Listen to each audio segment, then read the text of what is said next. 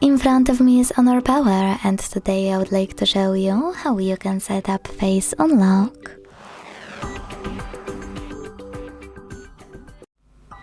Begin by opening Settings and scrolling down a tiny bit to click on Biometrics and Password.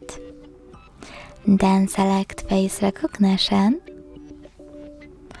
Enter your current login method and tap on this icon next to Enable Raise to Wake to enable or disable this option. Then hit Get Started at the bottom right corner. Keep your face in frame and follow all of the instructions from your screen.